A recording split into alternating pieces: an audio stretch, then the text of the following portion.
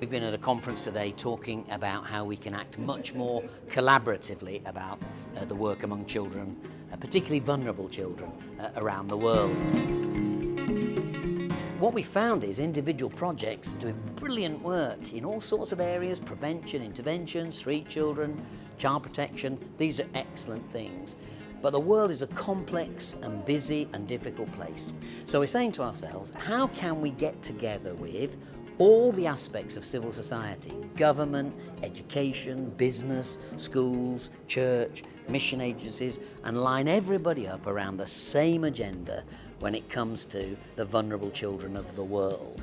Now, this story started from a roundtable meeting in the UK, and they thought that this needs to be piloted in Uganda. And so they chose that Kampala would be the place where they would try to pilot a consortium of organizations which are like-minded, have similar aspirations, are working with children to see what they can do together. We believe that God is our partner, and the vision for children to be in loving and caring families is not starting with some sociological research, but it's starting with the Word of God and with the love of God and God's desire for children to be loved and cared for. And family is the best environment. It's been a while since I last sat down with an Anglican, a Pentecostal, a Baptist, Salvation Army, and just coming together and agree and think together on one thing. Viva has worked very hard over many years to bring Christian groups to work together.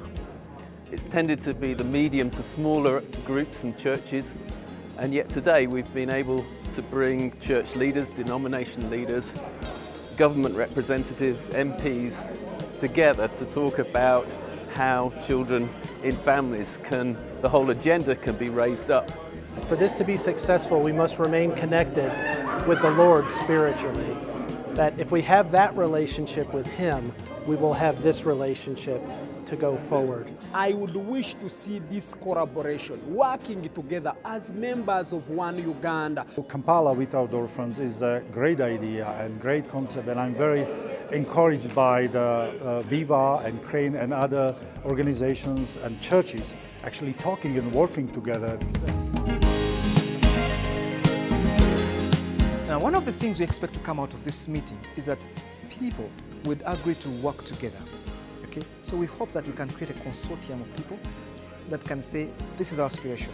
We're going to join hands and change the plight of children in the city. I intend to intentionally try to intervene through the church and even through my own family.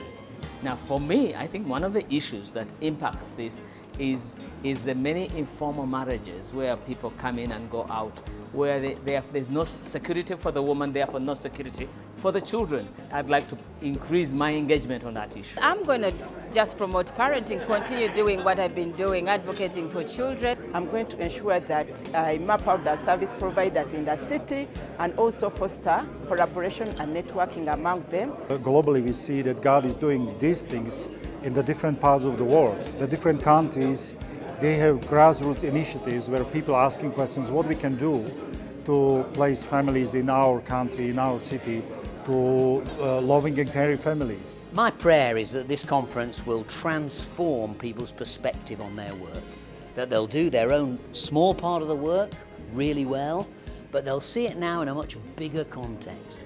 They're not enemies of other agencies doing similar work. They're not in competition with them.